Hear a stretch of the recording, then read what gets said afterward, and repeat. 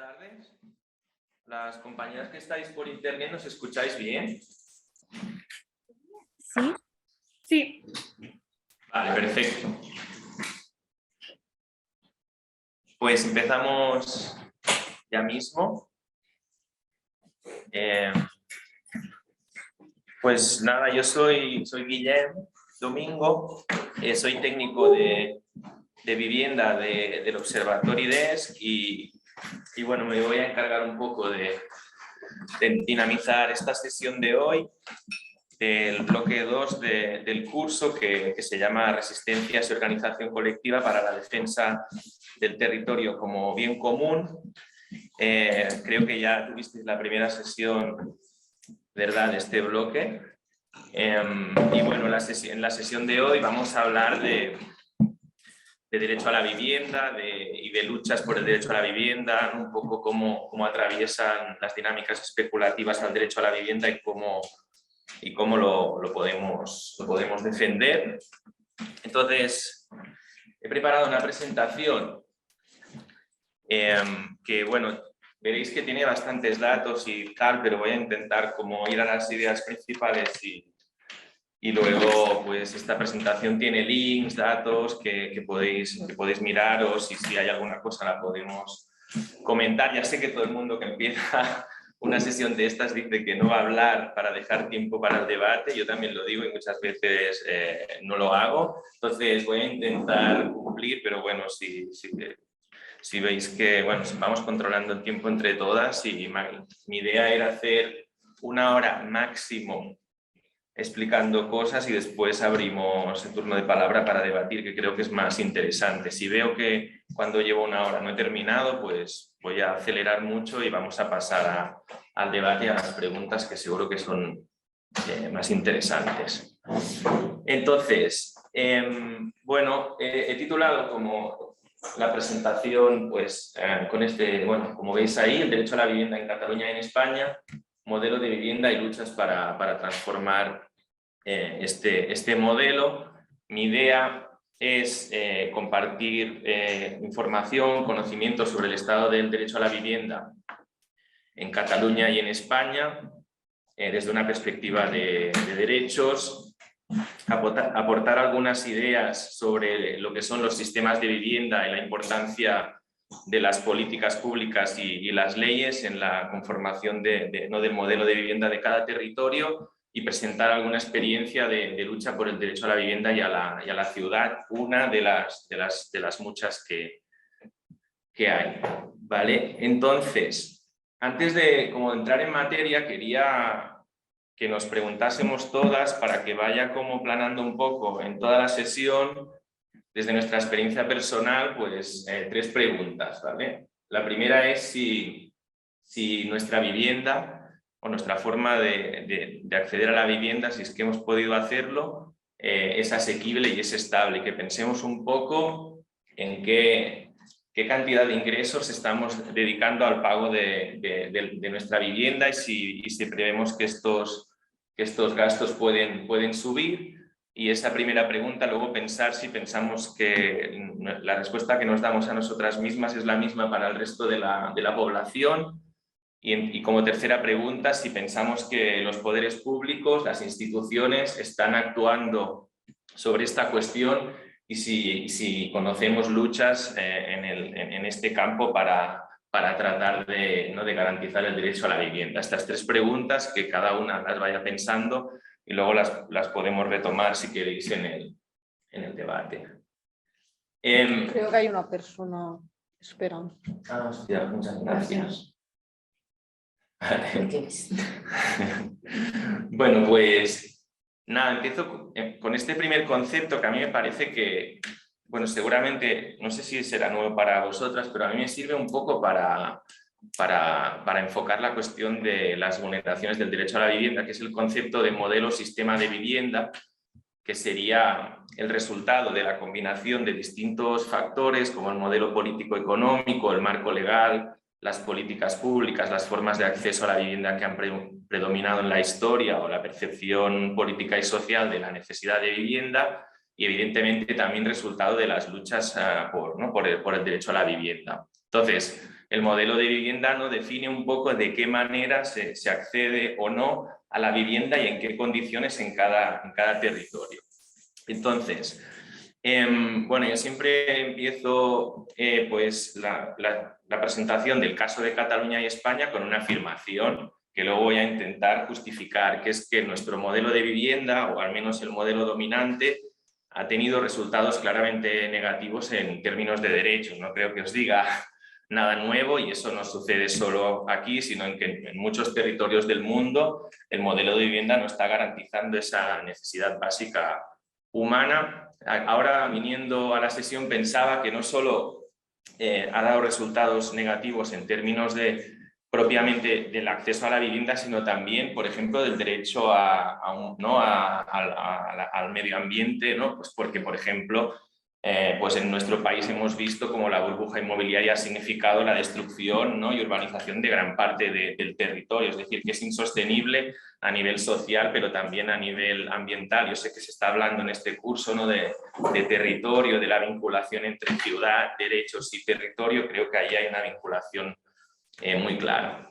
Y entonces, este modelo no funciona, y la razón principal es que el acceso a la vivienda está, y esto tampoco no será nuevo al menos para las personas, ¿no?, que vivís en Cataluña, en España, y es porque el acceso a la vivienda está vinculado principalmente a través del mercado, y el mercado produce desigualdad en el acceso a la vivienda y segregación residencial a la hora de acceder a la vivienda. Entonces, vinculado a esta primera idea de modelo sistema de vivienda, está claro, ¿no?, que el acceso a la vivienda o el sistema de vivienda de cada territorio está modelando las ciudades y los pueblos en los que vivimos, y también el mundo, ¿vale? ¿Por qué? Bueno, pues porque la vivienda esencialmente es un bien de mercado, y eso significa que está sometida a una tensión permanente entre su valor de uso y su valor de cambio, ¿no? Muchas personas necesitan, bueno, toda persona necesita acceder a una vivienda, y en cambio para el mercado la vivienda es un activo, una mercadería o un activo financiero en los últimos años. Y además no solo lo es en los mercados locales o nacionales, sino a nivel internacional. Como sabéis, la vivienda está financiarizada, ¿no? Pues por ejemplo, en nuestro caso, los capitales internacionales están invirtiendo, y eso significa que no responde solo al mercado nacional, sino al mercado internacional. Las dinámicas de vivienda que estamos viendo en Barcelona o en el área metropolitana, pues como sabéis, tienen un rol muy importante los fondos, ¿no?, los llamados fondos buitre y otros operadores internacionales. Entonces, tenemos una realidad, ¿no?, un modelo de vivienda propio, pero que está vinculado a dinámicas globales, vinculado principalmente por el mercado que genera segregación, y está modelando la ciudad, porque nuestras ciudades son resultado, es decir, ¿dónde vive la gente? Pues donde nace o donde puede vivir. Y si la vivienda la provee principalmente el mercado, tú vas a vivir donde puedas pagar. Es decir, nuestras ciudades se construyen de una forma muy importante a través del acceso a la vivienda, ¿no? Por eso las personas con menos recursos históricamente van a poder acceder, ¿no?, a los sitios donde la vivienda es más barata, y eso sí, muchas veces es en los barrios más degradados, y esa es una dinámica que se repite en la historia y se va acumulando en la historia de la ciudad. Entonces, pero además de eso, es decir, vale, el panorama que tenemos es esto, ¿no?, una problemática muy importante en la ciudad, que modela la ciudad vinculada, ¿no?, a dinámicas globales y locales, económicas, pero también en las ciudades, ¿no?, la mayoría de la población mundial vive en ciudades. Entonces en las ciudades nos jugamos muchas cosas, y también las ciudades han sido históricamente espacios de conflicto y de lucha. Entonces podemos decir que las luchas, ¿no?, los pulsos que se están librando en un mundo mayoritariamente urbano en torno al derecho a la vivienda, en estos pulsos nos jugamos pues el futuro del mundo en el que vivimos. O sea, en muchos otros sitios, pero esta cuestión es muy importante. Y bueno, entonces, como ejemplo de estas dos ideas, os comparto dos fotos. A la izquierda una villa en Buenos Aires, ¿no? Que son viviendas precarias de autoconstrucción, y a la derecha un ejemplo de segregación urbana en alguna ciudad global, es decir, esta ciudad ¿no? podría estar en distintos lugares del mundo, ¿no? Viviendas de lujo y al lado viviendas autoconstruidas, ¿no? Podríamos pensar, ¿no? Porque el ejemplo de la izquierda es en Argentina. Imaginemos que el ejemplo de la derecha también es, por ejemplo, no es en un país del norte global. Pues bueno, he preparado una segunda foto que a lo mejor algunas conocéis. Esto es la playa de la Barceloneta, a la derecha en la actualidad y a la izquierda hace 50 años cuando estaba el barrio de Barracas del Somorrostro. Es decir, que no en Barcelona, en las ciudades de lo que ahora se conoce como el norte global, ha habido y hay segregación residencial, ¿no? y vivienda precaria de distintas formas, y no hace tantos años la foto de hoy de una villa en Buenos Aires pues era la playa de la Barceloneta de Barcelona. Entonces, no, bueno, antes, al principio he dicho, nuestro sistema modelo de vivienda es, bueno, tenemos un ejemplo de un modelo que no funciona, ¿vale? Pero vamos a demostrar eso, ¿no? Pues quería hablar un poco de los efectos que produce este modelo, ¿no?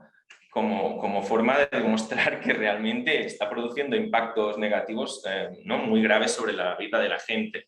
El ejemplo de los desahucios, ¿no? Tal vez es el más bestia o bueno, ya muy conocido, ¿no? Al menos en Cataluña y en España, pero en todo el mundo hay desalojos porque es una vulneración bueno, de primer orden, ¿no? del derecho a la vivienda. Y esta es la curva de los desahucios en España del 2008 al 2021, que bueno, como veis ha tenido, ¿no? una evolución que bueno, podríamos comentar, pero creo que no tenemos tiempo. Lo que quería transmitir es que en España, desde el 2008 a 2021, han habido como mínimo más de 700.000 desahucios, que es mucho, y si lo multiplicamos por el tamaño medio del hogar, estamos hablando de casi 2 millones de personas que se han quedado en la calle. Si lo vemos en perspectiva y acumulado, es una cifra, yo creo, bastante heavy, ¿no? que las personas que vivimos aquí sabemos, pero que a veces ponerlo en cifras, pues yo que sé, te da una idea de qué resultados está dando el modelo de vivienda que tenemos. En Cataluña, los mismos cálculos nos dan unas 350.000 personas desalojadas, ¿vale? Esto son cifras de los desahucios que pasan por los juzgados. No estamos contando los desahucios silenciosos, es decir, personas que se van de su vivienda porque les suben el alquiler, por ejemplo, pero sin mediar una demanda judicial. Es decir, que las cifras de personas que pierden sus viviendas seguramente no son mayores que las que estamos dando basándonos en la estadística judicial. Entonces, bueno, como sabéis, y si miramos la curva, al principio, en el caso español y catalán, ¿no? Después de la crisis del 2008 al 2012 tenemos desahucios mayoritariamente hipotecarios, ¿no? A raíz de la burbuja muchas personas accedieron a las viviendas a través de hipotecas, que luego descubrimos que estaban llenas de cláusulas abusivas, que fue una verdadera estafa, pero además también descubrimos que en nuestro país la entrega de la vivienda no saldaba la deuda, entonces miles de familias se fueron a la calle, se quedaron sin vivienda, pero conservaban la deuda, ¿no? de una deuda de por vida, ¿no? Esto en muchos otros países las leyes eran distintas y la entrega de la vivienda saldaba la deuda, entonces la persona sí perdía la vivienda, pero no tenía una mochila de una deuda impagable. Entonces esto fue en el primer ciclo ¿no? después del pinchazo de la burbuja, la primera parte de la curva de los desahucios. La segunda parte está vinculada a la burbuja de los precios de los alquileres que se estaba fraguando en paralelo, y aquí pues hay gente que todavía dice que no hay una burbuja de precios de los alquileres. Yo no sé en qué mundo viven, porque las cifras demuestran, ¿no? que del 2013 al 2020, por ejemplo, en Barcelona los alquileres han subido un 40% de media, en Cataluña un 35% de media. ¿no? Hay personas que se les termina el contrato de alquiler y les suben un 80% el precio, ¿no? Entonces, ahí la segunda parte de la curva, esta que vemos a partir de, bueno, miremos Cataluña, por ejemplo, esta parte, la de arriba, cuando estamos en una meseta donde mantenemos los niveles de desahucios más altos, ya han entrado con fuerza los desahucios de alquileres provocados por las subidas constantes y sin límite de los precios de los alquileres, ¿vale? Las causas de esta burbuja de precios pues no son la especulación financiera con capitales internacionales, ¿no? Creando sociedades, invirtiendo, ¿no? en alquiler en las ciudades de España, la turistización, ¿no? Pues que muchos pisos suben de precio, salen del mercado para ser pisos turísticos, procesos de gentrificación, ¿no? De sustitución de población de zonas de la ciudad donde vivían población pues, más humilde, ¿no? Y entran personas que tienen más capacidad para pagar alquileres más altos, ¿no? Y las personas que vivían, las vecinas, son expulsadas de sus barrios, ¿no? Esta sería la segunda parte de la curva. Y bueno, ya sabéis lo que es la burbuja de precios de los alquileres, es que los precios están totalmente desvinculados de los salarios y pueden subir lo que el mercado quiera, ¿no?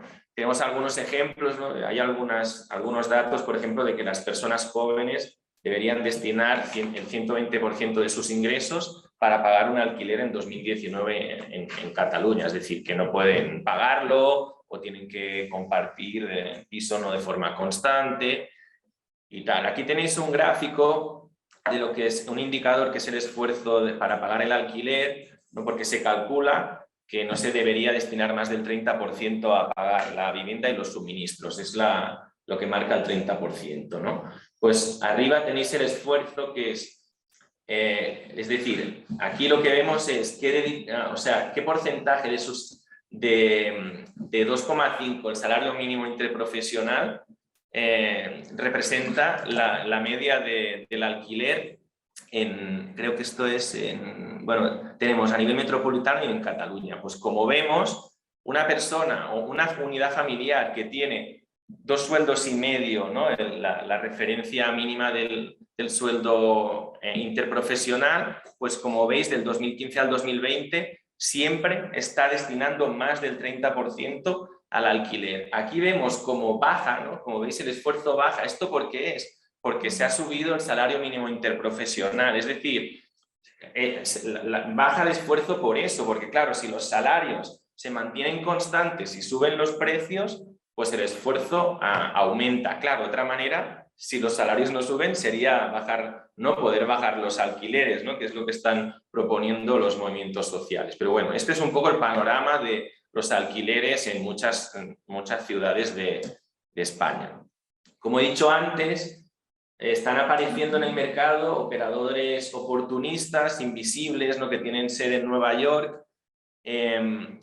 Y un poco lo que están haciendo es como, bueno, después del rescate bancario, ¿no? Los bancos desalojaron a miles de personas, acumularon miles de viviendas vacías, no devolvieron el dinero del rescate ni tan solo en forma de viviendas, ¿no? Y acumularon esos pisos, pero los han estado traspasando a este tipo de nuevos operadores que ya no son bancos, que muchas veces no tienen, no tienen ni sede en España, sino en paraísos fiscales o en Nueva York, ¿no? Y este parque de vivienda que venía de miles de familias desahuciadas que quedaron en los bancos, se está revendiendo hace tiempo a estos fondos que a la vez lo están revendiendo a otros nuevos propietarios. Es decir, que todas estas viviendas acumuladas que podrían haber sido usadas para dar cobertura al derecho a la vivienda se están simplemente revendiendo cada vez en paquetes de cientos de viviendas, ¿no? Otra vez se estaría, las miles de viviendas acumuladas se están como redistribuyendo otra vez, es decir, ya no las van a tener un banco que tenía miles de viviendas, sino que a lo mejor se las están vendiendo a empresas más pequeñas. Tenéis aquí alguna referencia de un informe sobre esta cuestión, por si os interesa. Bueno, después, tenemos un modelo que no funciona. Estas son algunas de sus consecuencias. Llega la pandemia, nos dicen, quédate en casa. Bueno, quédate en casa, pero los desahucios no se pararon, ¿no? ¿En qué casa me quedo, ¿no? Entonces, sí que después se aprobó una moratoria de algunos desalojos, que básicamente lo que hacía, los que paraba, como que los congelaba, de manera que se preveía que cuando se levantara la moratoria viniera un pico de desahucios muy fuertes, pero al final lo que ha pasado es que esta moratoria terminaba, o sea, al principio se decretó creo que en abril del 20 y duraba 6 meses, ¿no? ¿Qué pasó? Que pasaron 6 meses y seguía la pandemia y se habían acumulado miles de desahucios, entonces la alargaron. Actualmente está vigente esta moratoria hasta diciembre del 22, no sabemos qué va a pasar. Evidentemente los movimientos sociales están exigiendo que se convierta en permanente, es decir, lo que tenemos que hacer es tener mecanismos para evitar los desahucios, no pararlos, porque los paras hasta cuándo, ¿no? Cuando los vuelvas a reactivar vas a tener un tsunami de desahucios que no lo va a soportar ninguna ciudad, ¿no? Tenemos algunos datos que hemos calculado para Cataluña del impacto de esta medida. Por ejemplo, son interesantes, pues por ejemplo nos están diciendo que en el 2021 se habrían parado un 43% de los desahucios señalados. ¿Qué dices? Hostia, pues bueno, algunos se han parado, pero claro, eso significa que el 57% se han ejecutado, que significa que la moratoria no está funcionando para todos los, ¿no? Para todos los casos que necesitaríamos.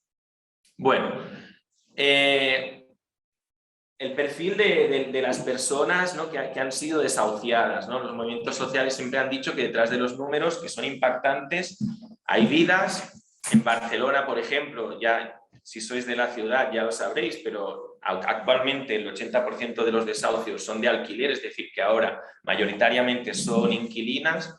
Estos datos es lo que he dicho antes, son estadística judicial. También hay muchos desalojos de personas que ya han sido desahuciadas o que no pueden acceder al mercado y han entrado ocupando viviendas vacías de bancos y otros grandes propietarios, pero esta realidad no la reflejan los datos oficiales, pero sabemos que hay muchas personas que están siendo desalojadas de sus viviendas en la que han entrado ocupando pues porque estaban vacías. Entonces, mayoritariamente las personas que se enfrentan a desahucios, o sea, en todas las viviendas, unidades familiares hay mujeres, en muchos casos mujeres con hijos, o sea, esta es una realidad también, o sea, los estudios, esto aquí lo pongo con un titular, pero hay estudios que lo demuestran. También vemos que muchas personas han pasado no por un desahucio, sino por distintos intentos de desahucio, es decir, por ejemplo, sufrieron un desahucio hipotecario, a lo mejor trataron de acceder al mercado, pero subieron los alquileres, sufrieron un desahucio de alquiler ¿no? Y por ejemplo, acabaron entrando en una vivienda vacía y ahora se pueden enfrentar a un desahucio de ocupación, ¿no? Bueno, también, no solo los estudios nos demuestran que no solo son personas sin trabajo, sino que muchos tienen contratos laborales pero con sueldos precarios y con los precios que hay pues no pueden pagar el alquiler, o sea, tienen que escoger entre pagar el alquiler o comer, ¿no? O vivir. Y entonces, es decir, que no es solo personas que están en el paro, sino que son muchas personas precarias y evidentemente los desalojos, los desahucios tienen impactos muy serios sobre la salud de las personas que se enfrentan a esta vulneración flagrante de los derechos humanos. Entonces, he ido un poco rápido, pero estas son las ideas que he intentado transmitir, la financiarización de la vivienda, ¿no? El acceso a la vivienda principalmente a través del mercado produce resultados negativos en clave de garantía de los derechos, del derecho a la vivienda, pero hemos visto que también del derecho al medio ambiente, ¿no? o al disfrute del territorio.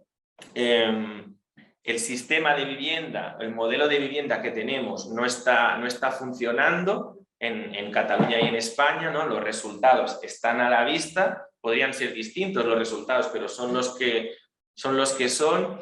Aquí, bueno, hace unos años, ¿no? Cuando empezaron los desahucios, se hablaba de emergencia habitacional. Una emergencia es algo que dura 1, 2, 3, 4, 5 años, pero ¿cuántos años llevamos en esta situación? Ahora, a lo mejor hay que empezar a hablar ya hace tiempo de una crisis habitacional, ¿no? Ya no es una emergencia, es una crisis sostenida en el tiempo. Entonces, vuelvo al concepto de modelo de vivienda para hablar de las leyes y de las políticas, ¿vale? Porque, a mi modo de ver, son dos elementos clave que definen el modelo de vivienda de un territorio, ¿vale? Y las ideas con las que empiezo son que las leyes en general no protegen el derecho a la vivienda, más bien lo precarizan, con algunas excepciones, pero serían una de las causas principales de que el modelo no funcione, y que las políticas públicas no han sido bien enfocadas, con algunas excepciones también, ni bien enfocadas ni han tenido la intensidad que necesita una política de cobertura de derechos, ¿vale? Voy a dar algunas ideas de estas dos partes y luego ya voy a pasar a presentar el ejemplo de lucha de la plataforma de afectadas por la hipoteca dentro del mar de luchas por el derecho a la vivienda que tenemos en Barcelona, en Cataluña y en España. Sobre las leyes, como he dicho, gran parte, o sea, el modelo no funciona en gran parte porque las leyes, el marco legal, están precarizando el derecho a la vivienda. Es más, a menudo las leyes son como la pista de aterrizaje de las dinámicas especulativas. Y esto tenemos ejemplos claros en España que después podemos comentar. Es decir, que una ley precarice el derecho a la vivienda quiere decir, por ejemplo, pues podría ser que, pues no, el ejemplo podría ser, me pueden desahuciar aún siendo vulnerable, y cada vez los desahucios, ¿no?, son más rápidos, por ejemplo, o con menos posibilidades de defensa. Eso lo producen las leyes. Pero, por ejemplo, en España en su momento, pues se aprobó una ley que regulaba el régimen legal de las SOCIMIs, que son sociedades que están invirtiendo en el mercado del alquiler, y todas estas sociedades no pagan impuestos. Ahí la ley lo que está haciendo es dando un mensaje muy claro de que en este país, con este modelo de vivienda, tú puedes venir y especular, ¿no? La ley está dando una pista de aterrizaje a dinámicas especulativas de forma muy clara, y eso precariza el derecho a la vivienda. Pero claro, si las leyes pueden precarizar el derecho a la vivienda, también lo pueden proteger, ¿no? Si tuviésemos leyes distintas, ¿no? Es como de sentido común. Entonces, tenemos ejemplos de esas leyes. Para mí, los ejemplos que tenemos son principalmente las leyes impulsadas por los movimientos sociales, que después comentaremos. También es verdad que, eso lo podemos hablar después, que las leyes muchas veces que favorecen los intereses de los grandes operadores, casualmente no solo existen, sino que se aplican a rajatabla, ¿no? En cambio, las leyes que tratan de proteger el derecho a la vivienda no se aplican con la misma intensidad, y además muchas veces los operadores privados se las saltan, ¿vale? Pues porque actúan con impunidad hasta enfrente de una ley. Y no solo eso, sino que cuando se produce un avance legal, es decir, se aprueba una ley, por ejemplo, que nos podría ayudar a parar los desalojos, los operadores privados que se ven perjudicados por esa protección del derecho a la vivienda no se quedan quietos. Lo que hacen es un pulso en contra, responden en contra a todos los niveles.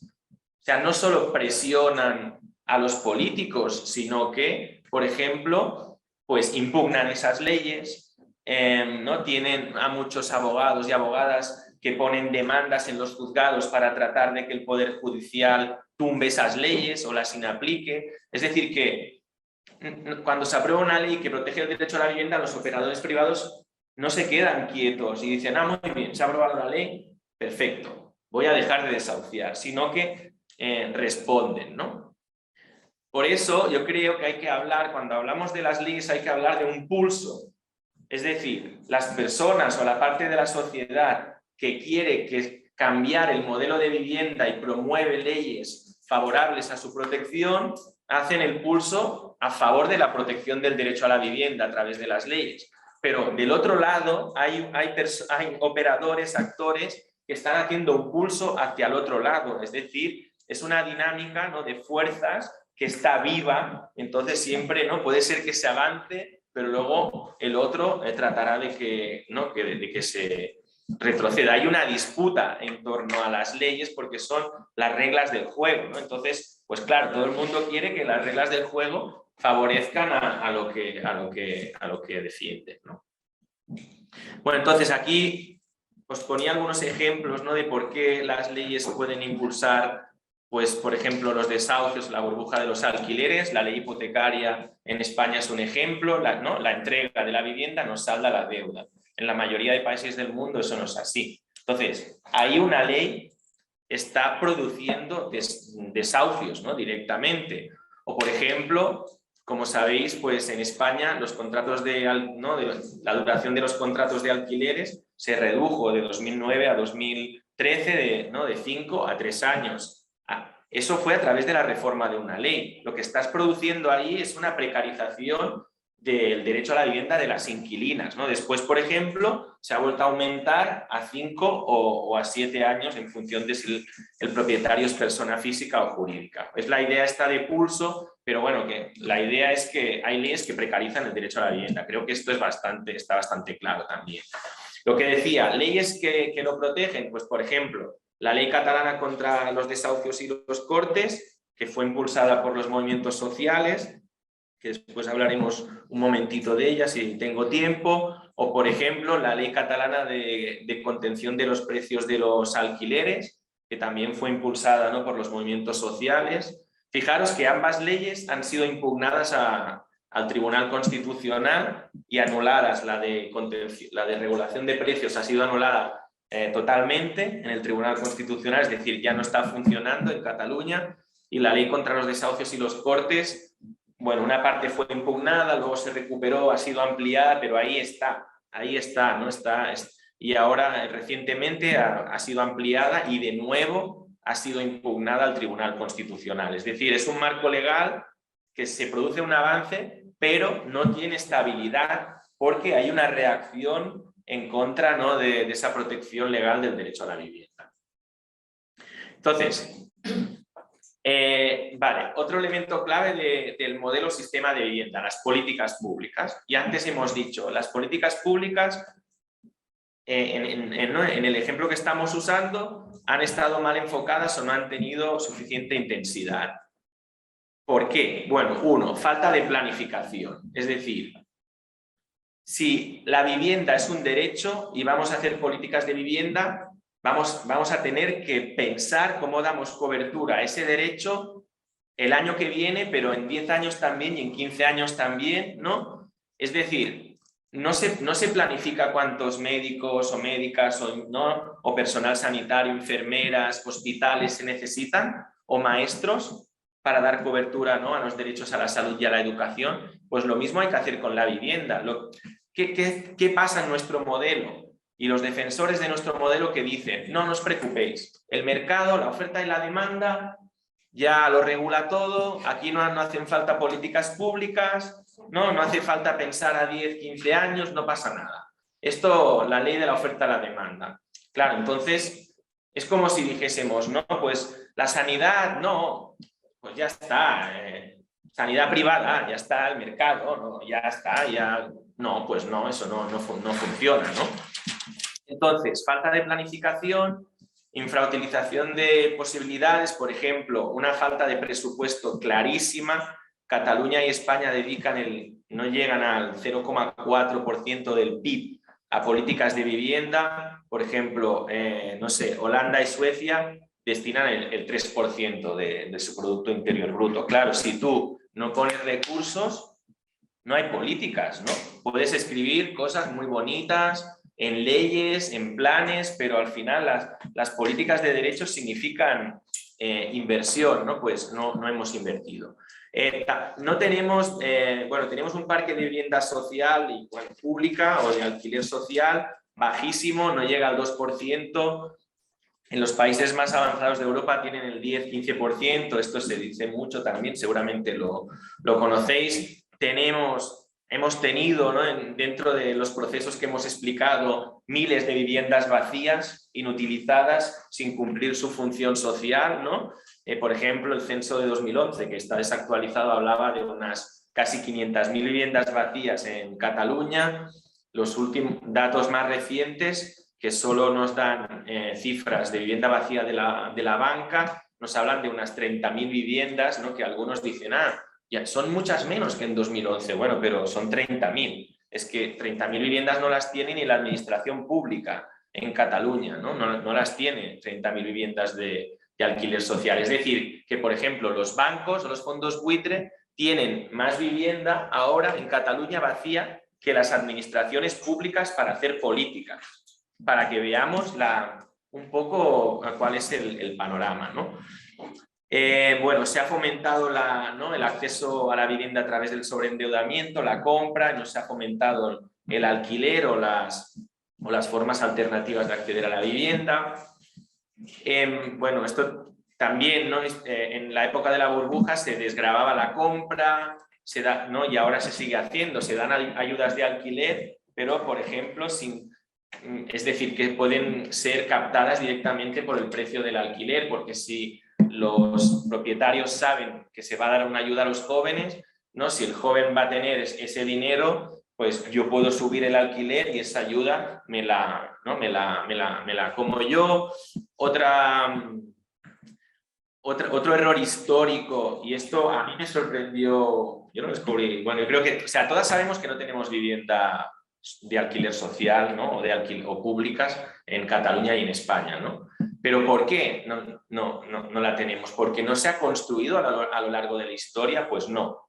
Pues no, sí que se ha construido vivienda pública de alquiler o vivienda pública, pero la ley permitía que esas viviendas al cabo de 15, 20, 30 años pudieran ser, perdían la calificación de protección pública y se podían vender y pasar al mercado. Es decir, hay algunos estudios que hablan de que si la vivienda de protección oficial no hubiera podido pasar al mercado al cabo de unos años por ley, tendríamos el 40% del parque de viviendas de protección oficial. Y ya veis lo que tenemos. Es decir, que se ha perdido mucha vivienda que era a precio regulado y que se ha construido con dinero público. No os voy a hablar de una medida como el rescate bancario, ya no se sabe cuántos, ¿no? Miles de millones de euros se dieron a los bancos a cambio de nada, ¿no? Por ejemplo, ahora el ejemplo de la Sareb, ¿no? que se le dijo el banco malo, ¿no? Y que acumuló miles de viviendas vacías, que ahora es de gestión puramente pública y esas viviendas podían ser traspasadas a los ayuntamientos para que las familias tuvieran alquiler social. Pues la Sareb, en vez de hacer esto, lo que está haciendo son acuerdos de gestión con fondos buitre para que esas viviendas se vendan, porque claro, necesitamos recuperar el dinero del rescate. Bueno, y si lo recuperamos para la población que necesita viviendas, bueno. Aquí, esto no me voy a enrollar, os lo dejo aquí para que lo miréis, pero es decir, esto que hablo de modelo de vivienda, esto que estoy hablando no solo nos pasa en España, ¿vale? Este modelo, otros países tienen el mismo modelo de vivienda y es un modelo que está enfocado, se llama el modelo residual, está enfocado a hacer frente a las exclusiones que produce el mercado y ni a eso llegamos, ¿vale? Pero hay otros modelos de vivienda que además se están estudiados y existen que están enfocados a favorecer el acceso asequible a la vivienda a la mayoría de la población, no a la población que queda excluida del mercado, ¿vale? Os lo podéis mirar, los modelos están clasificados y tenemos ejemplos de distintos países con distintos modelos y, por ejemplo, vemos Holanda tiene un 30% de vivienda de alquiler social y, claro, España pues tiene un 1,5%. Bueno, pues Pues eso es resultado del modelo de vivienda de cada territorio. También muchos países tienen, ¿no?, mucha más vivienda cooperativa que la que tenemos nosotras. Pues en Barcelona, ¿no?, por ejemplo en Cataluña, pues tenemos ejemplos ya de cooperativas que están tirando para adelante viviendas que no están en el mercado, sino que pertenecen a la cooperativa, y la cooperativa como que las alquila o las cede a sus socias. No es una forma de acceder a la vivienda a precio regulado, y esas viviendas no pueden pasar nunca al mercado porque pertenecen a la cooperativa, ¿no? En España, si hablamos con nuestros padres o nuestros abuelos, se construyeron muchas viviendas a través de cooperativas en muchos barrios, pero ¿qué pasó? Que eran viviendas de compra. Entonces, esa vivienda, al cabo de los años, bueno, puede ser que siga cumpliendo su función social porque viva la misma familia, ¿no? Pero también esas viviendas, como eran de compra, después han podido acabar pasando al mercado. Es decir, cuando vamos por los barrios en los que vivimos, vamos a ver vivienda que ahora está en el mercado privado, que fue construida con dinero público, y vivienda que fue construida a través de cooperativas, pero que ahora está en el mercado también. Bueno, entonces, yo creo que está claro, ¿no?, con algunos ejemplos, que las políticas no han sido adecuadas. Por ejemplo, en Cataluña actualmente tenemos 125.000 familias que esperan una vivienda de protección oficial. En Barcelona 98.000. Bueno, y mucha gente no se apunta a estas listas porque las viviendas de protección oficial es que las acaban sorteando entre las personas inscritas. Es decir, esa es la percepción de la población en general. ¿Para qué me voy a apuntar a una vivienda de protección oficial si es un sorteo, ¿no?, si hay muy pocas? Bueno, entonces, con esto termino como este bloque de modelo, sistema de vivienda, ¿no?, con los ejemplos de las leyes y las políticas públicas, y creo que voy más o menos bien de tiempo. Sí, ¿no? Sí. Vale, voy a hablar un momento, 10 minutos, de la experiencia de lucha de la PA, y de esa manera termino la presentación y abrimos el debate y las preguntas, los comentarios. Vale, pues bueno, ante todo este panorama que estamos usando como ejemplo, ¿no?, de vulneración del derecho a la vivienda, de un modelo de vivienda que no funciona, ¿no?, con ejemplos claros, ¿no?, y en un comentario de cuáles son los factores clave, ¿no?, para que, o sea, que demuestran, ¿no?, esas afirmaciones que hemos ido haciendo. Pues, como hemos dicho que las luchas también influyen en el modelo de vivienda de un territorio, vamos a hablar un poco de luchas por el derecho a la vivienda. Aquí os he puesto como un esquema de distintos movimientos sociales que están luchando en Cataluña y en España por el derecho a la vivienda, como es la plataforma de afectados por la hipoteca, los sindicatos de inquilinas. También, en el caso de Barcelona, tenemos muchos grupos o sindicatos de barrio que se están organizando para defender el derecho a la vivienda, ¿no?, en las distintas zonas de la ciudad. Estos son unos mapas que se hicieron en su momento que demuestran que, por ejemplo, en ciudades como Barcelona hay muchos colectivos y movimientos sociales que están organizados para defender el derecho a la vivienda de sus vecinas.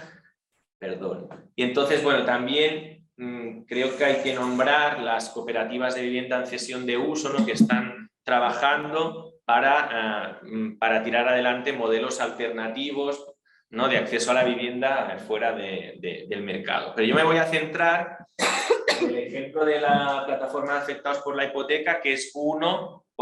Se podría hablar de los sindicatos de inquilinas o de los sindicatos de barrio. Y bueno, además hay compañeras que están aquí y, bueno, como mínimo conozco a una que está participando en este movimiento, pero es posible que otras personas también estén participando y después nos podéis explicar también vuestra visión. Pero el caso de la PA me parece un buen ejemplo de empoderamiento, sensibilización y presiona a las instituciones para cambiar las cosas. ¿Vale? La PA nace en 2009 en Barcelona y bueno, se extendió por el territorio a través de asambleas en distintos municipios y sus objetivos eran la defensa del derecho a la vivienda a través de acciones, la denuncia de la estafa bancaria y el cambiar las leyes injustas que permitían, ¿no?, que se desahuciaran a las personas y se las dejara con una deuda de por vida por otras leyes que impidieran esto y que protegieran el derecho a la vivienda. Sus campañas más conocidas son la campaña Stop Desahucios, ¿no?, que es personas, ¿no?, vecinas en una puerta de una vivienda que va a ser desalojada resistiendo ese desalojo, que hoy día es una campaña, ¿no?, donde hay muchos otros movimientos sociales tirándola adelante. También lanzó la campaña de dación en pago y alquiler social que proponía o exigía la cancelación de las deudas hipotecarias, es decir, con la entrega de la vivienda se cancela la deuda y exigía al banco, en este caso, la firma de un alquiler social para que las familias no estuvieran en la calle, o la campaña de la hora social que se lanzó cuando los primeros desahucios no se ejecutaron, no se pudieron parar, y entonces la reacción fue realojar a la familia desahuciada en esa misma vivienda o en otras viviendas o edificios de viviendas vacíos, ¿no?, que en propiedad de la banca. Estas son algunas de sus principales campañas públicas. A mí me parece que, bueno, el ADN de la PA, aquí, bueno, lo intento resumir en tres ítems. Lo primero es el asesoramiento colectivo, es decir, esto no es un problema individual, aquí no hay expertos y abogados que te van a solucionar la vida, ¿no?, y afectados, sino que esto ha sido un problema social muy importante. Y entonces esto no es un problema que solo tengas tú, sino que tiene mucha gente, nos juntamos, aprendemos y nos organizamos para defendernos, ¿no? Y muy vinculado a esto, la autotutela de derechos, es decir, si las leyes y las políticas actuales permiten que se vulnere mi derecho a la vivienda, pues yo voy a proteger mis derechos, voy a luchar para que eso no pase, ¿no? El ejemplo de resistir a un desalojo es clarísimo, pero hay otros ejemplos, como por ejemplo, pues, no sé, ocupar una oficina de un banco, ocupar una oficina de una administración para exigir soluciones, eso es autotutela de derechos, ¿no? Y el empoderamiento individual y colectivo, es decir, el movimiento social intenta dar las herramientas, ¿no?, a la persona para que pueda luchar mejor por su derecho a la vivienda, pero además no lo va a hacer sola, sino que lo va a hacer a través del apoyo mutuo, ¿no?, de las otras compañeras que están participando, ¿vale? A mí me parece que una de las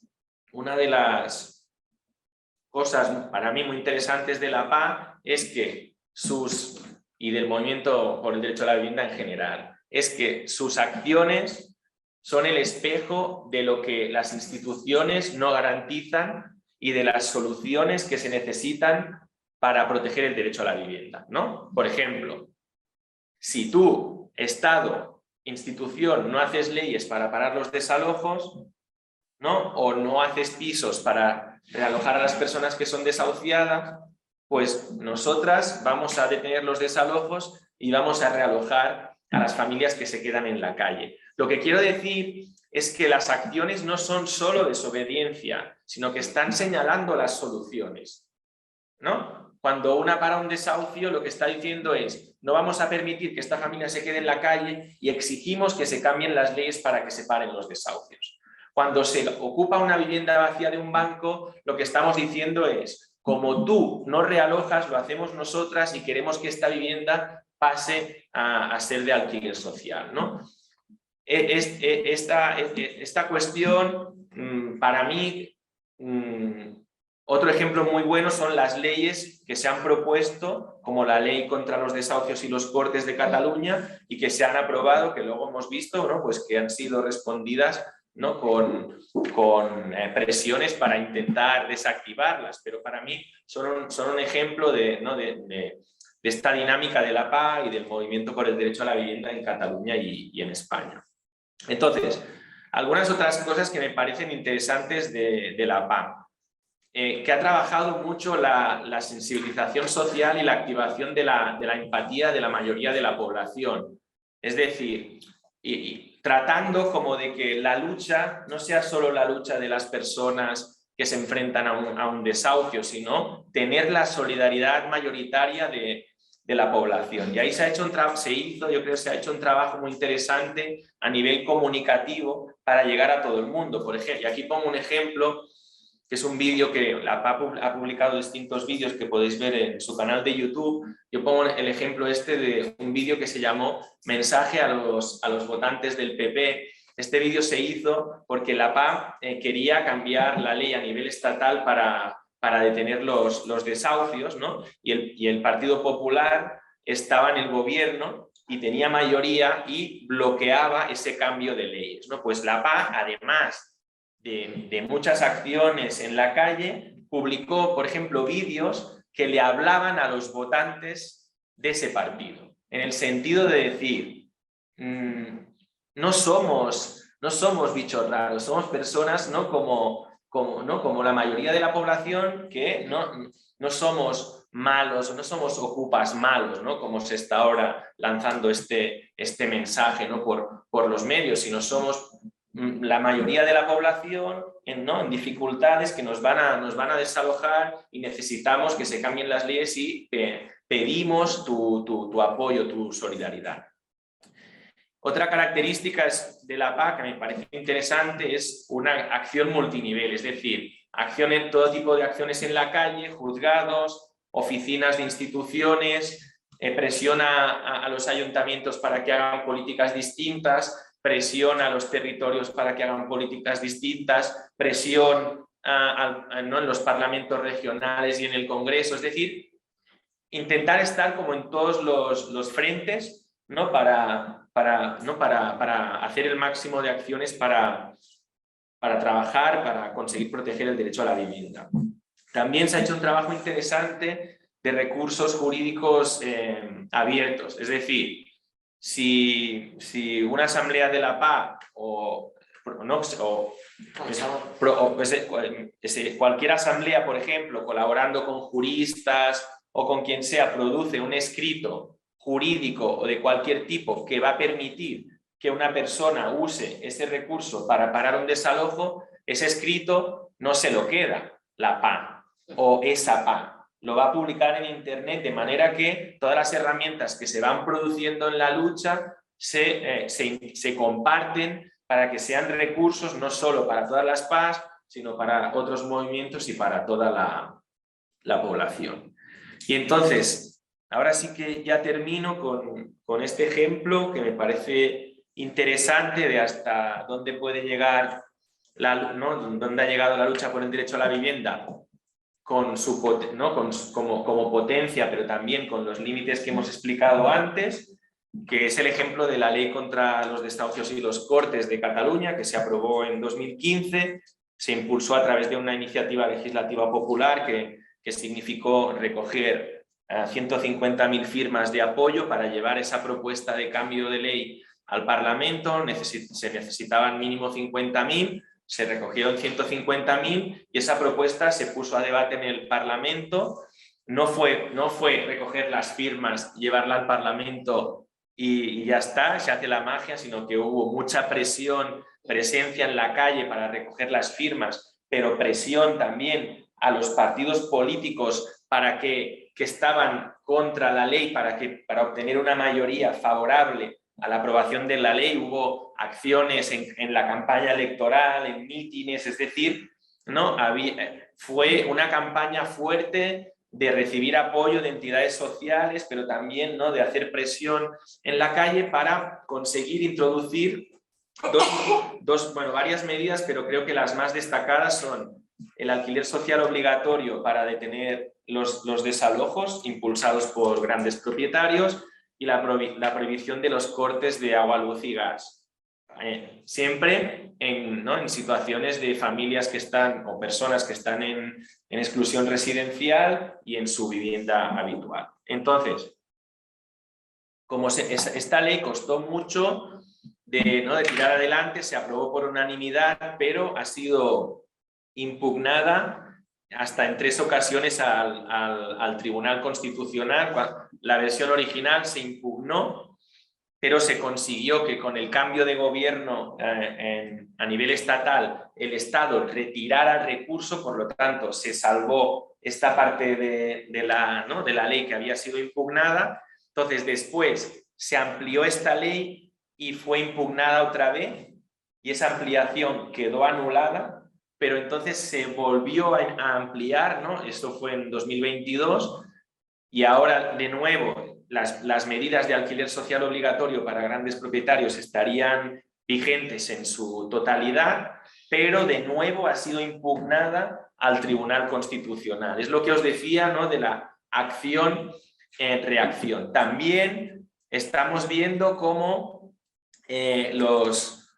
los grandes propietarios obligados a ofrecer un alquiler social para evitar un desalojo, lo que os he dicho antes, no cumplen la ley. Es decir, por ejemplo, piden más y más documentación para ganar tiempo a la espera de que la ley sea anulada. Por ejemplo, se inventan excusas para decir, ¿no? Tienen ejércitos de abogados para justificar que ellos no están obligados porque no son este tipo de propietario. Desarrollan estrategias societarias, por ejemplo, dividen su parque de viviendas en distintas empresas fantasma, ¿no? para saltarse la ley. También tenemos un problema ¿no? que algunos jueces pues no están por la labor de aplicarla. Y también deciros, ¿no? que también es verdad y hay que poner en valor, yo creo que a cada intento de debilitar o de anular esta ley han habido también respuestas sociales.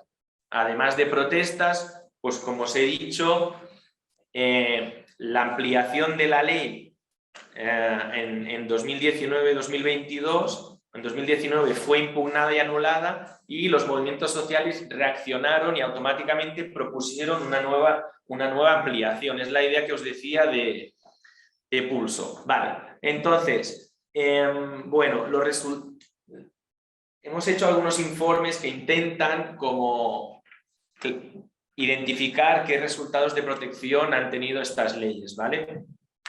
Un informe que publicamos ahora en agosto con datos parciales, porque no siempre se tienen todos los datos, pero nos daba el resultado de que la ley había parado unos 1000 desahucios al año del 2019 al 2021, creo, ¿vale? Que no son todos los desahucios que debería de haber parado, porque si volvemos a la curva de los desahucios, espera que nos quiero marear, pero si vamos a la curva de los desahucios en Cataluña vemos que hay más de 1000 desahucios al año, ¿vale? Pero aún con todas las resistencias a aplicar esta ley, los periodos que ha estado suspendida, ¿no?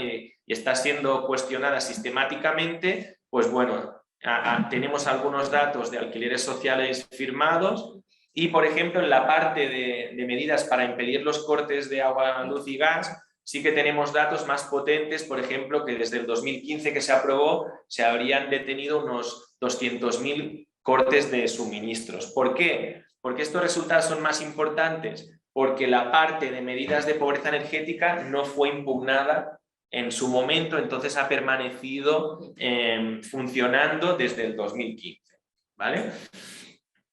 Y nada, termino todas estas ideas que he intentado compartiros con algunas imágenes de la actividad, de la lucha de la paz, que para mí demuestran como o sea, yo creo que esto ahora mismo es extensible a todo el movimiento por el derecho a la vivienda, pero como que muestran estas distintas caras de la acción de la paz, ¿vale? Por ejemplo, arriba tenéis una acción de ocupación de la Agencia de la Vivienda de Cataluña, ¿no? A la derecha, una reunión con el presidente de la Generalitat, ¿no? Como acción presión, negociación e interlocución constante, ¿no? Muchas veces las acciones vienen para conseguir mejor capacidad de interlocución o de fuerza delante de la institución. Aquí abajo tenéis una asamblea que seguramente no sea de una PA, sino de varias PAs. Y, por ejemplo, esto es un taller, ¿no? Autoformación, recursos jurídicos para defender los derechos. Y nada, bueno, estas ideas finales no las voy a repetir porque creo que las he intentado transmitir durante el rato que he estado hablando, que ya es demasiado. Entonces, pues nada más, muchas gracias y me callo y pasamos a preguntas, el debate, lo que os apetezca. Yo proponía, o sea, si ahora pasamos a preguntar y ya está, pero por si nadie quiere preguntar nada, que no lo creo, porque seguro que tenéis cosas que decir, yo proponía de alguna manera compartir nuestra respuesta a las 3 preguntas iniciales que hacía, ¿no? de qué cantidad de ingresos estamos destinando, ¿no? a acceder a la vivienda y si pensamos que nos van a subir, ¿no? Se nos va a subir el coste de la vivienda, si eso es igual para toda la población. Y como segunda pregunta, pues eso, ¿no? Si las instituciones están protegiendo el derecho a la vivienda o de qué manera se podían hacer políticas o qué modelo de vivienda podría garantizar este derecho. Pero primero, o sea, hablad de lo que querráis y esto está ahí como fondo. Entonces voy a parar mi micro y creo que esto funciona. Sí, funciona perfecto. Vale, pues. Vale, tú. No, dale. Vale. Yo te quería preguntar sobre tu opinión, sobre qué cambio supone para el modelo de activismo.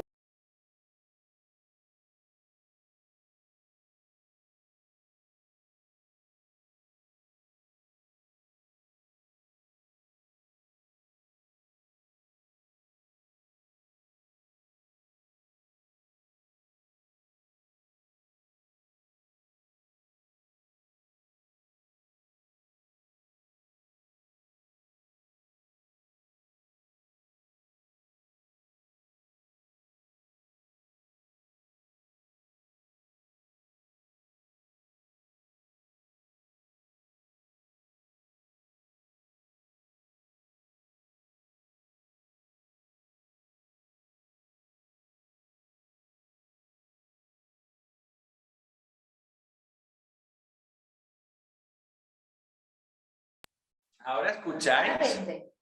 Claro, tengo que abrir mi micro. Ahora ya va. Ahora, abrid por favor el micro. Sí. Vale. Vale. Pues sí, tendrías que repetir la pregunta. Si no te has escuchado.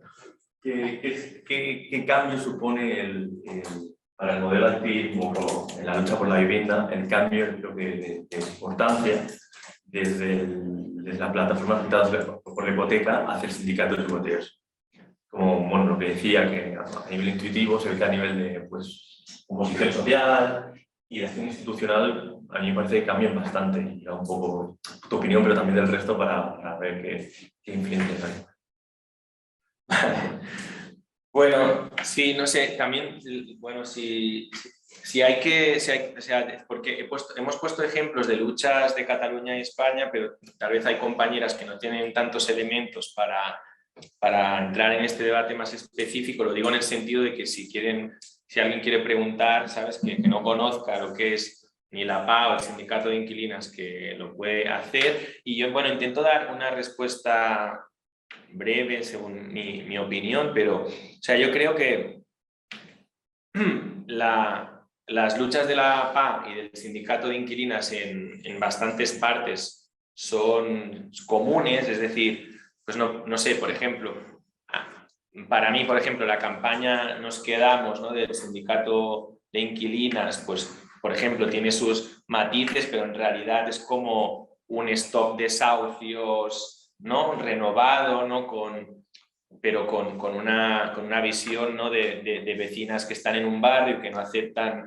ser expulsadas, ¿no? de un edificio, pero se parece en cierta manera, ¿no? a un stock de desahucios, ¿no? pero tal vez con una lógica más ¿no? de edificios, porque hay muchos edificios, ¿no? que son propiedad, ¿no? del mismo arrendador, pero que sería similar a la PA, por ejemplo, cuando hacía una acción de varios casos tratando de abrir una negociación, por ejemplo, con el BBVA, ¿no? con el que podía tener cientos de casos de desalojos, ¿no? de personas de la PA. Ahí, para mí, ahí es ¿no? un punto en común.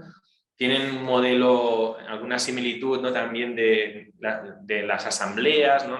O sea, lo que es, ¿no? el apoyo mutuo, las asambleas, ahí hay una similitud. Para mí, tal vez la diferencia, que es muy evidente, es como que el sindicato de inquilinas pasó a interpelar ¿no? a lo que estaban siendo las nuevas desahuciadas, ¿no? o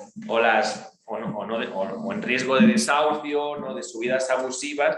Es decir, la PA interpelaba al principio más, ¿no? al primer perfil ¿no? de personas a las cuales se les estaba vulnerando el derecho a la vivienda, se las había estafado, se las iba a desalojar y se quedaban con una deuda, ¿no? de por vida, y el sindicato de inquilinas pasó a interpelar como a la segunda parte de la curva de los desalojos, ¿no? O la segunda parte de lo que fue ¿no? de lo que fue la burbuja de los precios. Tal vez la PA interpelaba más a las víctimas o afectadas por la burbuja inmobiliaria, al menos el primer ciclo de la burbuja, y el sindicato de inquilinas interpelaba a las inquilinas como sujeto, ¿no? que también...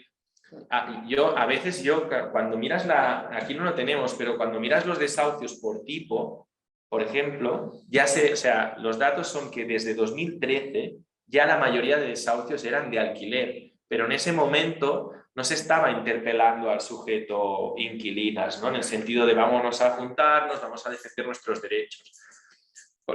Muchas veces los ciclos de especulación van por delante de los movimientos, ¿no? Entonces, los sindicatos de inquilinas aparecieron después. Yo creo que están respondiendo a un sujeto que todavía no se estaba problematizando que se estuviera vulnerando de forma sistemática sus derechos. También la PA después ha pasado a interpelar a otros perfiles, ¿no? O los grupos de barrio, como las personas que a raíz de sucesivos desahucios sin alternativa empezaron a ocupar viviendas vacías de la banca y los fondos buitre. Actualmente, por ejemplo, yo participo en una asamblea de la PA y en mi asamblea el 70% de las personas que vienen están ocupando viviendas. No son personas con hipotecas. Es decir, que la PA también, el perfil de personas que participa ha ido cambiando. Yo creo que eso pasa también en los grupos organizados en los barrios y tal. Y a nivel organizativo,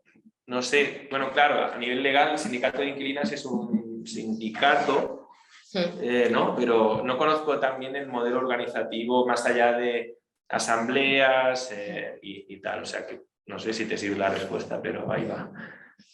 Bueno, yo creo que, creo que el sindicato de llogateras llega un poco justo después de que la PA ha presentado, ¿no? del 2015, justamente porque el sindicato de llogateras empieza a cocerse un poco después, porque justo ya la burbuja hipotecaria ha bajado, la necesidad y además los desahucios se ve que van a ser de alquileres, no solo de la gente que ha vivido siempre de alquiler, sino incluso de los alquileres que se consiguieron con la dación en pago, etcétera, que ens ho anàvem a trobar. O sea que vino un poco así, bueno... Sí, de hecho una evolución, ¿no? Hay muchas personas en la PA que van a sus asambleas y están alquilando a bancos o a fondos buitre o a empresas que se han quedado. O sea que ahí habría un cruce de perfiles. Tal vez la PA no interpelaba tanto a la población inquilina más joven. Joven, ¿sabes? O sea, digo joven, que la edad joven en nuestra sociedad se ha como ampliado por distintos motivos, entre los cuales el acceso a la vivienda. Sí. I jo diria també que l'única diferència que habría entre la PA y el sindicat de llogateres es que con el sindicat de llogateres has de pagar una cuota que te da derecho a X cosas, esto por un lado, y després que sí que hay unas abogadas allá dins con las cuales tú puedes tener una serie de consultas con el pago de la cuota. Pero todo lo demás viene a ser exactamente igual porque hacen también asambleas al mismo modo que la PA. O sigui, yo creo que el modelo de la PA se ha repetido, se ha copiado incluso en las asambleas de barrio, porque es algo que funciona esto del empoderamiento. Que tampoco no lo inventó la PA. El apoyo mutuo ha existido a lo largo de la historia, ¿no? Así en este ciclo de luchas por el derecho a la vivienda. Sí. Vale, yo podría hacer unas preguntas, o no sé si preguntas. Cuando decías que se había construido mucha vivienda pública y tal, y que después ha pasado a ser pública, hay justamente al mercat, fue justamente porque se vendió. Si esa, o sigui, que no solo son, o sigui, no solo son los operadores y tal los que están presionando, sino que también los partidos políticos nunca han tenido una voluntad real de cambiar las cosas, sino que deben de estar o presionados o deben de tener unos intereses que lo que hace es que realmente no aprueben leyes hace tiempo ya, ¿no? Entonces, això, lo de l'habitatge y lo de la ley. Y después, con esto de la ley del 2015, que ha sido tirada para atrás varias veces, incluso cuando ha estado aprobada, por un lado, los jueces no están haciendo cumplir esta ley, sino que se escudan en que la obligación la tienen las administraciones en realojar a las personas y a más. Después, por otro lado, ni el ayuntamiento ni la Generalitat están poniendo multas. O sea, para lo que podrían haber hecho, yo creo que han hecho poco, muy poco, para que realmente els grans propietaris se dediquen a hacer estos alquileres porque, total, la multa se la saltan o si no entran en el bucle este de presentar recurs i de més, i llavors queda en l'aire completamente. Sí, no, o sea, a mí el ejemplo de la vivienda de protección oficial, ¿no? Que puede ser pública o privada, pero es a precio regulado. Entonces eso significa que o ha sido construida con dinero público o el promotor que la ha construido ha recibido fondos públicos para construirla. Pero bueno, vamos a hablar de la que se ha construido a través de las administraciones, que yo creo que o sea, no sé, yo he ido como todas aprendiendo, ¿no? Pues a través de las luchas y tal, ¿no?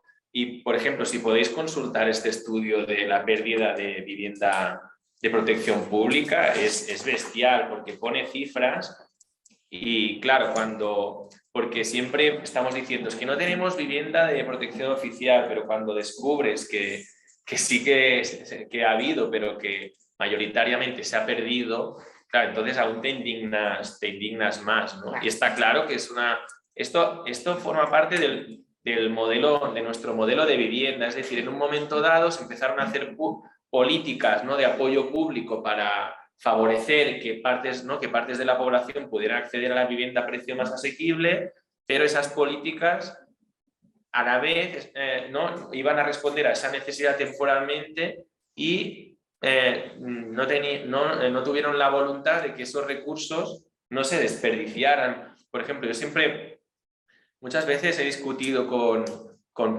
expertos en temas de vivienda, ¿sabes? Por ejemplo, este ejemplo que a mí me parece súper, bueno, bastante es bestia, pero muy claro, ¿no? Por ejemplo, tú ves, y seguro que conocéis todas en vuestros barrios, ¿no? Una vivienda que en su momento, por ejemplo, en los años 60 o 70, da igual, o más tarde, fue de protección oficial, ¿no? Una familia accedió a esa vivienda, ¿no? A través de la compra, bueno, a través de ¿no? de una hipoteca y de un crédito, pero a un precio más bajo, la consigue pagar o no, pero cuando pasa cierto tiempo, como es decir, si tú estás en una vivienda de protección oficial o de compra y la quieres vender antes de que termine su periodo de protección oficial, la puedes vender, pero tiene que ser a precio de protección oficial, ¿sí? Cuando acaba ese periodo la puedes vender a precio de mercado. Eso significa que la vas, ¿no? Que pierde su precio regulado, ¿no? Entonces, pues una familia accedió de esta manera, después la pudo vender y, por ejemplo, ese piso lo compró una segunda familia que, por ejemplo, se hipotecó con un banco, no pudo pagar la deuda, el banco ejecutó la hipoteca y se acabó quedando esa vivienda. Es decir, tú entonces estás viendo un edificio de viviendas que ha sido promovido con dinero público, que acaba en manos de un banco y ahora ese banco se la ha vendido a un fondo buitre, ¿no? Es decir, es como un ejemplo radical de una mala política de vivienda. Si los políticos hubieran dicho no, la calificación es permanente. Muy bien, tú la puedes vender, pero la vendes a precio de protección oficial. Pues bueno, ahí podemos discutir si nos parece adecuado el modelo de acceso con la compra, que yo creo que no es el mejor, pero al menos esa vivienda seguiría teniendo precio regulado. Entonces, es una cuestión de voluntad política. Es el modelo y otros países demuestran que las cosas se pueden hacer distintas. Y en cuanto a la aplicación de las leyes, hay compañeras que ya se tienen que ir. Bueno, pues gracias y que vaya aquí. Bueno, ya. En cuanto a la aplicación de las leyes como que constituyen un avance de derechos, pues es lo que hemos dicho, no solo hay una reacción a todos, es decir, hay reacción a todos los niveles para desactivar esos avances. Entonces, sí, o sea, tenemos jueces que no aplican estas leyes, ¿no? con diligencia. Es verdad que hay cuestiones jurídicas, o sea, por ejemplo, la ley catalana contra los desahucios introduce una obligación de alquiler social obligatorio, ¿no? Y también dice que el procedimiento judicial de desahucio se tiene que suspender para que se haga esa oferta y se firme ese alquiler social. ¿Qué pasa? Que hay jueces que dicen, bueno, esto está en la ley, vale, suspendo. Pero hay jueces que dicen, no, a mí una ley de Cataluña no me puede decir que pare un procedimiento judicial porque las competencias sobre el procedimiento judicial son competencias estatales, ¿no? Pues entonces, claro, eso lo dice un juez, muy bien, pero entonces el legislador a nivel estatal no está dispuesto a cambiar las leyes estatales para parar los procedimientos de desalojos y se entra como en un bucle jurídico-político, porque lo jurídico es político, porque un juez puede tener una interpretación de la ley progresista o conservadora, igual que un abogado, igual que un político, pues entras como en un bucle de inaplicación. Claro, ese mensaje les interesa a los contrarios a la ley, porque claro, si yo soy un fondo buitre, ¿qué quiero? Que la gente diga que la ley no funciona, claro, y voy a hacer todo lo que pueda para que ese sea el mensaje que cale. Si no me funciona esto, ya la tengo impugnada. Y entonces, y sobre las sanciones, o sea, cuando la ley dice, si no se hace la oferta de alquiler social, no se pueden poner sanciones de miles de euros. ¿Qué pasa? Que la administración es muy lenta. O sea, la administración tiene este problema, que es muy lenta, todo es muy difícil, tal, que es como ya, pero es que la van a desahuciar a la familia. O sea, da igual, pon recursos. ¿Esto es una prioridad para ti o no? ¿Este es un derecho fundamental, sí o no? ¿A dónde van los recursos de las políticas? Pues si para ti es una prioridad, pon recursos. Otra cosa que está pasando es que, claro, las administraciones reciben presiones de los operadores privados.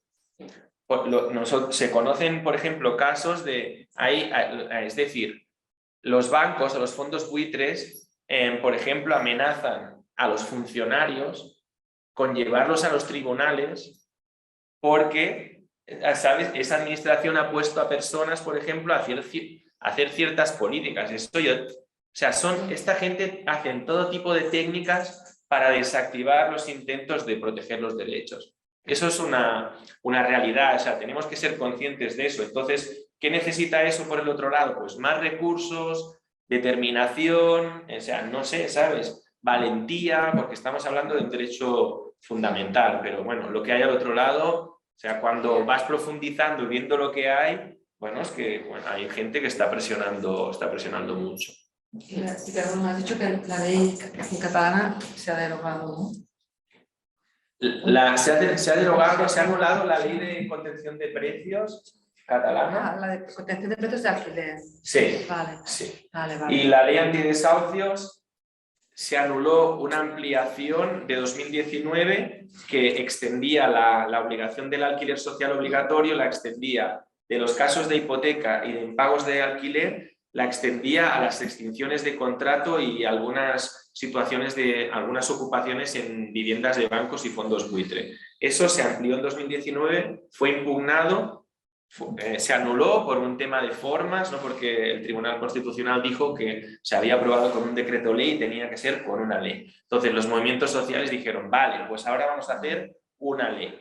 Se ha recuperado esa protección, pero ahora de nuevo, en este caso, el Partido Popular y Vox han impugnado otra vez la ley al Tribunal Constitucional. Es decir, es esta dinámica de pulso que responde a que estos operadores tienen muchos recursos, ¿no? para defender sus intereses. Yo creo que al otro lado del pulso hay mucha gente también, pero tal vez necesitamos aún más gente para consolidar esos avances y complementarlos con muchas otras cosas como políticas de aumento del parque, de mayor presupuesto, bueno, todo lo que hemos comentado, apoyo a las cooperativas, o sea, un cambio mucho más profundo del modelo. No sé si hay más intervenciones. Sí, una cosa que se ha comentado muy superficialmente, creo, y que me parece que responde un poco también a la segunda pregunta que has puesto y te lo comentabas tú. ¿Cómo te llamas? Vale. Pues, o sea, es todo el tema de las políticas de suelo, ¿no? Al final, cuanta más presencia pública haya en la gestión del suelo, mayor contrapeso va a hacer al mercado privado, ¿no? A las viviendas del mercado privado. Un ejemplo en el caso de las viviendas de protección oficial. O sea, realmente en la mayoría de las comunidades autónomas se agarran al 30% que ni se cumple y aparte tienen competencias para poner más porque el mínimo por ciento lo determina la ley estatal, ¿no? Pero al final la duración del régimen de protección es competencia de la comunidad autónoma. En Euskadi es permanente. Aquí son, no sé, 10 años, en Madrid son 7, o sea, es que al final, con esto, ¿no? Como... Creo que una política potente del suelo también, o sea, va muy de la mano con la protección de la vivienda, ¿no? Y cómo funciona como... Y también que la administración tiene competencias para, o sea, el derecho de tanteo, retracto, la propia expropiación o la movilización de todo el parque de viviendas vacías que puede incorporar al mercado público, ¿no? No sé. Las políticas del suelo, por ejemplo, o sea, además de que son una clave, por lo que has dicho, que no me voy a repetir, y además hay posibilidades de, o sea, como sabéis, cuando se decide, como la administración pública decide urbanizar un nuevo barrio, ya sea consumiendo territorio, ¿no? Que ahí tenemos un problema, o en la propia renovación de la ciudad, al tomar esa decisión que significa que ciertos propietarios van a tener unas plusvaluas, pues la ley exige o permite como que devuelvan parte del beneficio que tienen a través de la cesión de suelo a la administración pública, ¿no? Entonces, la ley marca como unos mínimos y unos máximos, pero por ejemplo, eso es un ejemplo de posibilidades que te daría la ley de exigir más y muchas comunidades lo tienen al mínimo o ese porcentaje, ¿sabes? En su momento en Cataluña se aprobó, por ejemplo, este 30%, ¿no? de cesión de suelo, pero se ha quedado allí y podría ser más. Y bueno, el otro ejemplo de la duración de las calificaciones es que es clarísimo, es que ya es como, es de sentido común. ¿Cómo vas a poner dinero y después perderlo? Pues bueno, porque no te importa nada más que a lo mejor resolver temporalmente una necesidad y no te importa perder esos recursos porque para ti eso no es una prioridad. A lo mejor necesitabas en ese momento dar un mensaje concreto, pero después te da igual, ¿no? No sé.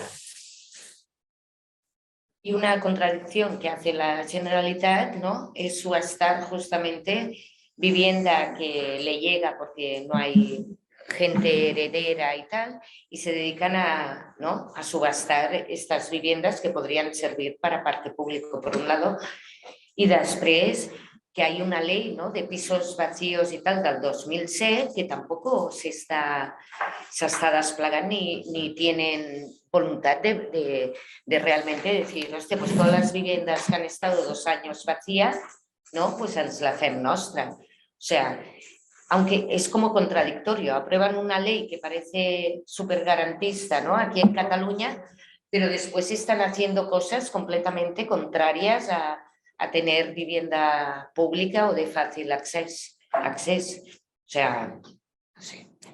Sí, O sea, al final... El tema de el ejemplo que poníais de las posibilidades de actuar contra la vivienda vacía es un ejemplo claro de una posibilidad de actuación legal que no se aplica con la intensidad que tú necesitarías, ¿no? En Cataluña desde el 2007 tenemos una ley que permite poner sanciones a la vivienda vacía.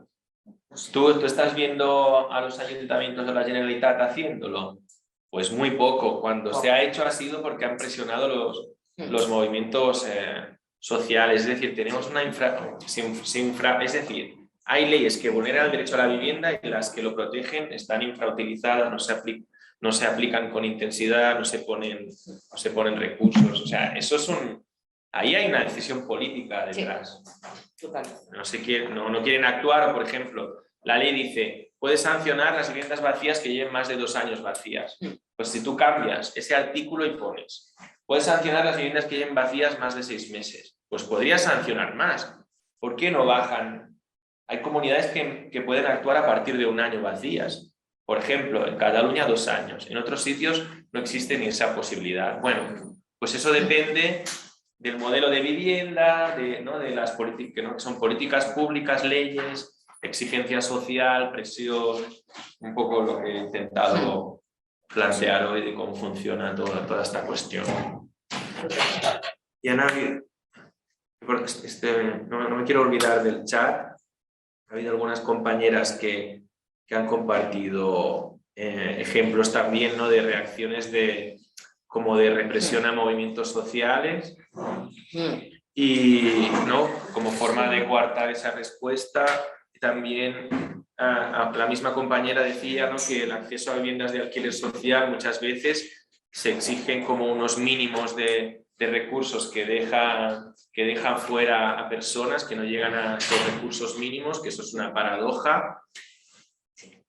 Bueno, y toda la cuestión, ¿no?, que entiendo que dice que está saliendo ahora, ¿no?, del movimiento Ocupa, pues que ha habido, por ejemplo, históricamente en nuestro territorio, bueno, que también ha sido criminalizado, y ahora hay una campaña mediática fuerte también para presentar a las familias que no tienen alternativa como el enemigo, ¿no?, como responsables, ¿no?, como el centro de un problema que en realidad son los miles de desahucios, y detrás hay unos responsables que están intentando desdibujar su responsabilidad y señalar soluciones que no...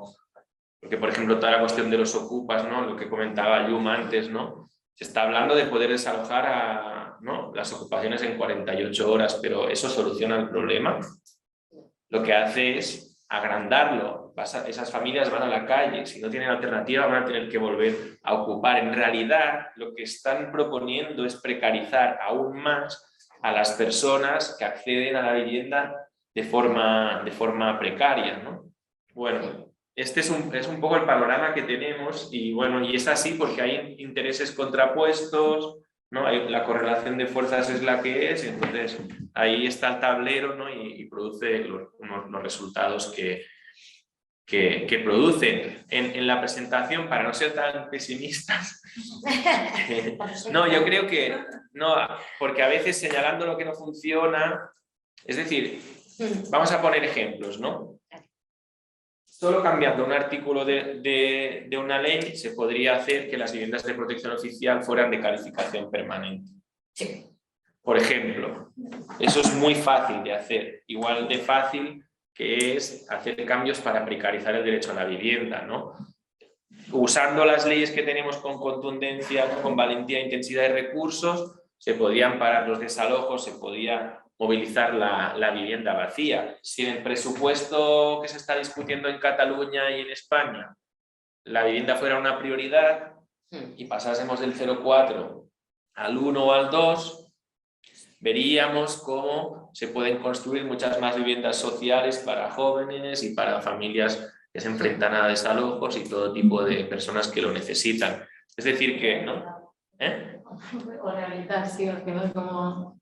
Sí, construir o rehabilitar, porque ahí hay un dilema, ¿no? En consumir más suelo, destruir territorio, total. Yo diría que en realidad se pone dinero en políticas de vivienda, lo que pasa es que no se contabilizan como tal. Porque cuando hablamos de política de vivienda, también lo entiendo en un sentido general. Yo creo que también deben entrar, por ejemplo, las subvenciones al acceso de propiedad, que aún se dan y en su momento incluso se daban las segundas residencias. Entonces, claro, eso era un pozo de dinero público que iba a parar primero a personas con altos ingresos, que al final se puede primero permitir una casa, pero también segundas residencias, y una transferencia total de fondos públicos. Sí, es una política de vivienda pues, con unas prioridades claras. Sí. Yo sí que creo que todo este ciclo de desalojos, de burbuja de precios y tal, sí que ha colaborado un poco como a hacer caer ciertos mitos, ¿no? Está colaborando, o sea, al menos sí que hay una percepción social de que el modelo no funciona. Lo que pasa que es lo que decía antes, que hay iniciativas en sentido contrario para seguir sosteniendo este modelo, ¿no? Crear como problemas superpuestos, confundir, es decir, sigue habiendo ese diálogo, bueno, no es un diálogo, es un pulso. ¿No? Y entonces, bueno, pues seguramente la solución es eso, pequeños cambios, pero que serían fáciles de hacer y políticas sostenidas de protección del derecho a la vivienda a corto plazo, a largo plazo, con inversión, ¿no? Con medidas que no fomenten más burbujas, pérdida de recursos públicos, bueno, lo que un poco sería como lo que hemos señalado como un problema, lo inviertes y se convierte en la solución. Yo quería decir también que, bueno, sobre esto de los ocupas, ¿no? O sea, la alarma social que hay, y supongo que el negocio que hacen las empresas de seguridad, ¿no? Que dará a entender que uno puede ir a comprar el pan y cuando vuelve la casa está ocupada, ¿no? Y esto ha resonado en muchas televisiones, ¿no? Y me parece tan vergonzoso porque al final es criminalizar algo que no es así, porque las personas que ocupan no quieren problemas y no se guardan mucho, o sea, prefieren la patada en la puerta de pisos de bancos o que realmente están desocupados. O sea que es un poco, ¿no? Este discurso así para... Sí. No sé, para poner, no sé. Sí, que sospeches del vecino, sí, para criminalizar todo. Del que está un poco peor que tú estás jodido, pero el otro aún está peor. Yo he leído algunos, y a veces, ¿no? Yo qué sé, random, así, leesle prensa como más cercana al sector económico y he leído algunos artículos que también me dieron, creo, alguna clave sobre el tema de esta campaña contra las personas que acceden a la vivienda sin título de forma precaria. Para mí, una familia que ocupa una vivienda vacía es como una familia que en los años 60 vivía en el Somorrostro. Eso es vivienda precaria, son familias que no tienen alternativa, es una otra forma de vivienda precaria. Entonces, pues seguro que a lo mejor habéis leído, pero algunos artículos que hablan de cómo una vivienda, es decir, el valor que pierde en el mercado una vivienda ocupada. Yo he leído algún artículo de esto, ¿no? Sí, y también te puede explicar por qué hay una reacción fuerte contra esta situación, porque esa ocupación baja el precio, entonces esas reventas, ¿no? Entonces ahí eso también, ¿no? O sea, además de lo que hemos dicho, también está también puede ser una de las claves, ¿no? Esa respuesta tan fuerte. Sí. Luego también es verdad que hay algunas mafias. Esto Sí, es un poco sí. rollo, ¿eh? Es un poco rollo porque luego tienen problemas los que se meten. No, es verdad, pero eso también, pero siempre ha sido así, es decir, donde hay necesidad hay oportunistas. Sí. Es decir, si quien realojara fuera la administración, Pues no habrían mafias. los Sí, que tan fácil como dicen, no, los que hablan de las mafias son los que no ponen soluciones para evitar que las familias tengan que pagarle a una mafia para que les venda una llave. Claro, es un poco contradictorio, ¿no? Pero justamente este discurso de criminalizar a los que son más pobres que tú, ¿no? Como señalarlos y tal, es justamente la unada también política de que el fascismo vuelve otra vez a caer y es mejor, en vez de com señalar a los culpables, no? Que serien els polítics, tota la manca de fer unes lleis que realment beneficien a totes, pues al final es más cómodo como señalar al de al lado, ¿sabes? O sigui, és penós, però és que és el que nos viene encima, no? Puja Vox, Itàlia resulta que sube, no?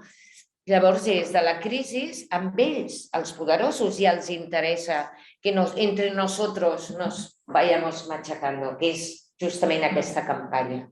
I penosament que además un partido político de Premià contrate ¿no? els de Desocupa para apañar su pueblo. Panos. Otra cosa sobre Perdón, esto de, o sea, de como avances, retrocesos y como pulso. Por ejemplo, el otro día estaba leyendo cosas de fondos buitre y por ejemplo, algunas grandes operaciones de fondos buitre empezaron, creo que en 2016, y en ese momento, por ejemplo, no estaban identificados como de la forma como ahora ya se está hablando, ¿no? Porque el otro día leía esto y pensaba, hostia, por ejemplo, en 2015, o sea, era como antes, o sea, mientras se estaba luchando para aprobar la ley contra los desahucios y los cortes, hubieron las primeras compras de grandes paquetes a fondos buitre. Creo que era en 2015 ya, que yo me sorprendí porque dije, hostia, ya en ese momento pues sí, porque lo que decía, ¿no? Los movimientos sociales estaban buscando una respuesta, pero los bancos también estaban pensando sus respuestas, ¿no? Entonces hay como esa dinámica en paralelo y ese pulso, ¿no? Y bueno, sorprende identificar como que, claro, esta gente, ellos piensan también y ponen recursos y tienen propuestas y tienen un plan, ¿no? Entonces, bueno, hay que... Maléfico. Plan. Bueno, no sé si hay alguna aportación más. Espero que, no sé, us haya resultado... En aquest cas passat, ens el passaràs, que hi ha tot d'enllaços i tal. Y bueno, en la presentación está un correo, que si queréis algún material más o alguna cosa, pues hablamos. Y nada más, y gracias. Y...